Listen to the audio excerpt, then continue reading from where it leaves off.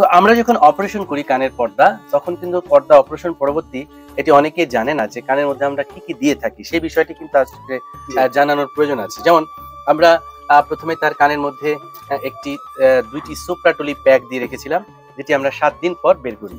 সুপ্রাটলি pack এবং তার নিচে ছিল বেশ কিছু জেল, যেটাকে আমরা জেল ফোম বলি। তো জেল ফোম গুলো আমরা বেশ কয়েক টুকরা রাখি পর্দার নিচে এবং উপরে।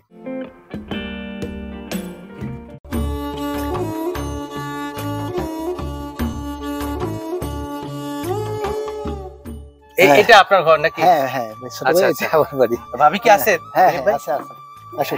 ও আচ্ছা, ভাবি তো গেছিল তোমার এখানে। ও গেছিল না? ভাবি চিনতে পেরেছেন? সো ভিউয়ার্স, আমি একটু পরিচয় করিয়ে দিই। আপনারা নিশ্চয়ই খেয়াল করেছেন যে আমি প্রায় কিন্তু হুটহাট গ্রামে চলে আসি। তো আজকে যে মানুষটির বাড়িতে আমি এসেছি এই মুহূর্তে, এটি হচ্ছে ফরিদপুর জেলার সালতা উপজেলা সোনাপুর ইউনিয়নের চান্দাখোলা গ্রাম, ঠিক আছে? তো এখানে যিনি আমার বাম পাশে আছেন তিনি হচ্ছেন আমার একজন সম্মানিত রোগী। কিছুদিন আগে আমি তার কানের পর্দা লাগিয়েছি। তো দিলীপ ভাই কোন পাশটার জন্য?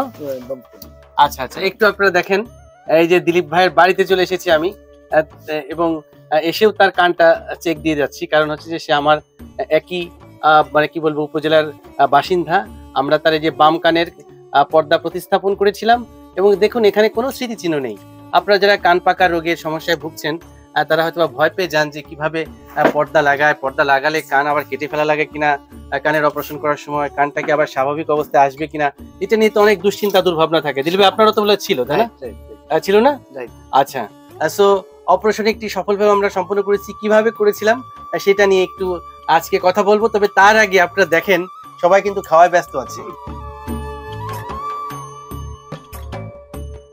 দিলীপ ভাই বেশ কয়েকদিন ধরেই আমাকে বলতেছিল যে একটু তার বাসায় আসার জন্য। তা আমিও আসলে সেই সুযোগটা মিস করলাম না, কারণ বাড়িতে একটা আমাদের ধর্মীয় অনুষ্ঠান হচ্ছে। চিন্তা করলাম যে এই ফাঁকে সেখানেও যাব, পাশাপাশি দিলীপ ভাইয়ের আতিথেয়তাটাও গ্রহণ করব।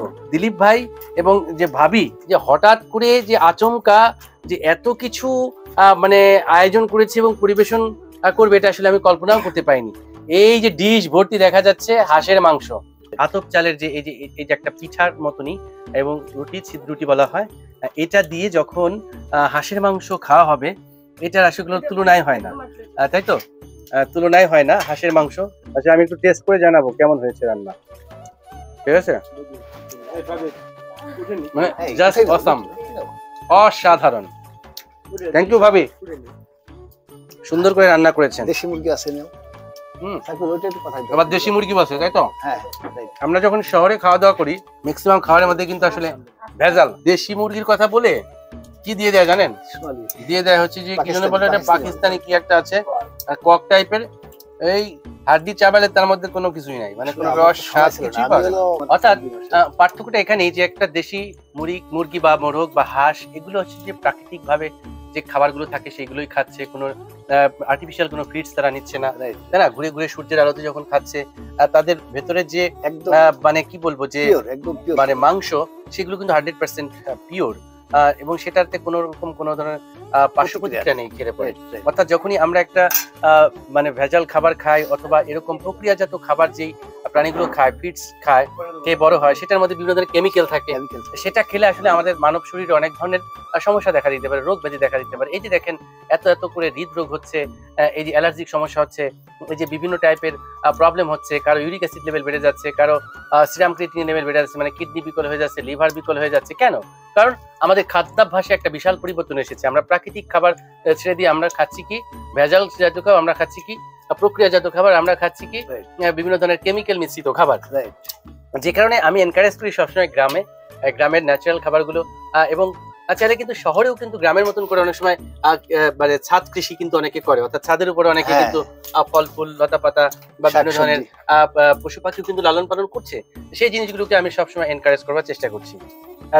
এত গল্পে গল্পে আমি সবসময় চেষ্টা করে থাকি একটু মেডিকেল মেসেজ দেওয়ার জন্য। যেহেতু দিলীপ ভাইয়ের একটি সার্জারি করলাম, তো দিলীপ ভাই কতদিন হলো আপনার অপারেশনটি শেষ হয়েছে? 31শে জানুয়ারি অপারেশন করা হয়েছে, আজকে 24 তারিখ। 24 তারিখ। আচ্ছা, আপনার কি সমস্যা হয়তো একটু বলবেন? হ্যাঁ, সমস্যা হলো আমার ছোটকাল থেকেই কান পাকতো, ঠিক আছে? কান পাকতো, কান দিয়ে পুষ পড়তো, পানি পড়তো, আর ধপ ধপ শব্দ হইতো। তো আমি তো আসলে বাইরে থাকি, মালয়েশিয়া থাকি। তো মালয়েশিয়া থেকে তোমার নাম্বার আমার দেশ থাকতেই ছিল, তো এটা দিয়েই মোটামুটি তো ইউটিউবে দেখছি, দেখার পরে তারপরে তোমার একটা প্রোগ্রাম দেখলাম, হলো ওই যে সৌদি থেকে এক লোক আসছিল, কান অপারেশন করছে। হ্যাঁ হ্যাঁ হ্যাঁ হ্যাঁ, তো উনি তোমার একটা আইফোন গিফট করছে। আচ্ছা আচ্ছা দেখছি, সবকিছু আমি প্রত্যেকটাই তোমার শেয়ার করি। আচ্ছা, তো দেখার পরে চিন্তা করছি যে এতে গেলে বাসুদেবকে দেখাবো। আচ্ছা আচ্ছা, তো আসলাম, আমি আসছি 10ই জানুয়ারি বাড়িতে। তো 14 তারিখে চলে গেছি ঢাকায়। ঢাকায় যাই তোমাকে দেখালাম, তারপরে 14 দিনে ঔষধ দিছে, ঔষধ খাওয়ার পরে মোটামুটি একটু কানটা শুকাইছে, যাওয়ার পরে আবার 14 দিন পরে আবার দেখা করার কথা ছিল। নেক্সট আমি 28 তারিখে গেছি, 28 জানুয়ারি। আপনার বয়সটা যেন কত ছিল? 55। দেখুন, বয়স কিন্তু একটা বিশাল ফ্যাক্টর, কারণ বয়সের সাথে সাথে কিন্তু আমাদের শরীরে নানাবিধ চেঞ্জ আসে। আমাদের শরীরে যে ইমিউনিটি আছে বয়সের সাথে সাথে কিন্তু সেটি লস হয়। অর্থাৎ তার বয়স কিন্তু 54 থেকে 55 আপনি পদার্পণ করবেন। যদিও তার 50 ইয়ার্স ক্রস করে চলে গিয়েছে, অর্থাৎ 50 বছর বয়স পর্যন্ত আমরা মোটামুটি একদম ইজিলি কোনো মানে ঝুঁকিমুক্ত ভাবে সার্জারি করি, কিন্তু 50-এর পর গেলেই কিন্তু একটু আমাদের একটু টেনশন বেড়ে যায়। যদিও সে 50 ক্রস করে 54-তে, আমি তাই বললাম যে 50-55 এগুলোকে কনসিডার করা যায়, তারপর একটু হাই রিস্ক বন্ড নিয়েই আমরা সার্জারি করি।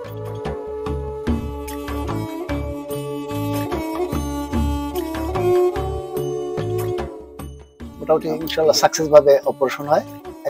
21 তারিখের পরে আবার 7 দিন পরে আমি যাই ডাক্তারের সাথে দেখা করি। দেখা করার পরে সেলাই কেটে আবার 7 দিন পরে 14 দিন পরে যাই দেখা করার কথা। 14 দিন পরে আমি যাই দেখা করছি। এখন আমি মোটামুটি অনেকটা ভালো। তো আমরা যখন অপারেশন করি কানের পর্দা, তখন কিন্তু পর্দা অপারেশন পরবর্তী এটি অনেকেই জানে না যে কানের মধ্যে আমরা কি কি দিয়ে থাকি, সেই বিষয়টি কিন্তু আজকে জানানোর প্রয়োজন আছে। যেমন আমরা প্রথমে তার কানের মধ্যে একটি 2টি সুপ্রাটলি প্যাক দিয়ে রেখেছিলাম, যেটি আমরা 7 দিন পর বের করি। সুপ্রাটলি প্যাক এবং তার নিচে ছিল বেশ কিছু জেল, যেটাকে আমরা জেল ফোম বলি। তো জেল ফোমগুলো আমরা বেশ কয়েক টুকরা রাখি পর্দার নিচে এবং উপরে। জেল রাখার কিন্তু বেশ কিছু মানে সায়েন্টিফিক ব্যাখ্যা রয়েছে। জেল মূলত এই যে আমরা গ্রাফটি প্রতিস্থাপন করেছি, অর্থাৎ পর্দাটি রেখেছি, সেটাকে পজিশনিং করতে সহায়তা করে, ইনফেকশন প্রিভেন্ট সহায়তা করে, ল্যাটারালাইজেশন যাতে না হয় পর্দাটি সেটিকে প্রিভেন্ট করে, পাশাপাশি একটি প্রোটেকশন হিসেবে কিন্তু কাজ করে। এবং এই জেল ফোমটা রাখি এবং তার উপরে কিন্তু আমরা রাখি যেমনটি বলছিলাম সুপ্রাটলি, এটাও কিন্তু ইনফেকশন প্রিভেন্ট করে। তো এই জিনিসগুলো যখন থাকে তখন কানের ভিতরে একটু ভারী ভারী লাগে, এবং কখনো কখনো দেখা যায় যে একটু হালকা আওয়াজও কিন্তু করতে পারে। অতএব অপারেশন পরবর্তী যদি কানের মধ্যে এরকম একটু ভারী ভারী লাগে, একটু আওয়াজ হয় বা ঢোক গেলার সময় পুট করে শব্দ হয়, তাহলে আপনি ভয় পাবেন না, কারণ এটি একটি ন্যাচারাল বিষয়, অর্থাৎ এটি সবারই হয়। তো ফর দ্য টাইম বিং, অর্থাৎ অপারেশনের ঠিক 2 থেকে 3 মাস পর কিন্তু এটি স্বাভাবিকভাবে ফিরে আসবে। যেমনটি আমরা দিলীপ ভাইকে অপারেশনের আগেও এই বিষয়টি কাউন্সিলিং করেছি, এবং আমরা মনে হয় যে সময়ের সাথে সাথে দেখা যাবে যে তার কানের পর্দাটি সুন্দরভাবে প্রতিস্থাপিত হয়ে যাবে। আমরা যদি 6 মাস পর তার কানটাকে চেক করি, তাহলে আসলে বোঝার কোনো কায়দাই থাকবে না যে এটিকে আসলে আদৌ অপারেশন করা হয়েছে নাকি না।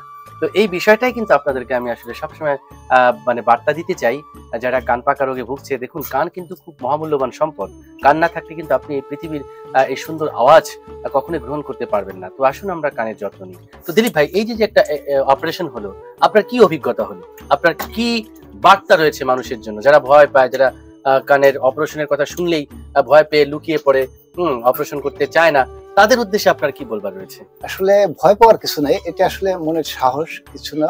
আসলে নিজের ভিতরে যে অবগত থাকে যে আসলে কি যেন অপারেশন করলে হয়তো আমি বাঁচবো কিনা, বা মোটামুটি কি ভালো হবে কিনা, তা আশা করতেছি। মোটামুটি আমি যতটুকু দেখছি, ইউটিউবে যতটুকু দেখছি, আমিও আশাবাদী যে যারা এই রোগ নিয়ে ভুগছেন বা বিভিন্ন সমস্যায় ভুগছেন, তারা অতি শীঘ্রই যে কোনো ডাক্তারের কাছে শরণাপন্ন হওয়া উচিত, এবং ভয় না পেয়ে মোটামুটি প্রত্যেকটা ডাক্তারের সাথে সরাসরি মোটামুটি যোগাযোগ করা উচিত। যে ভালো কোনো ডাক্তার বাসুদেবটাই দেখাতে হবে এমন কোনো, বাংলাদেশের যে কোনো ডাক্তারের শরণাপন্ন হলে ভালো হবে। এক্স্যাক্টলি, আমি এই বার্তাটি দিতে চাই যে আসুন আমরা সচেতন হই, কারণ সচেতনতায় পারে আমাদেরকে মুক্তি দিতে। সো থ্যাংক ইউ দিলীপ ভাই।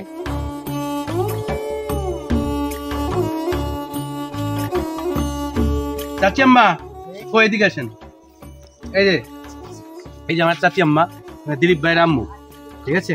আপনি আমাদের জন্য একটু দোয়া করবেন। হ্যাঁ, আমিও দোয়া করি, আর আপনারা আমার আবু কালামের নাকি দোয়া করি।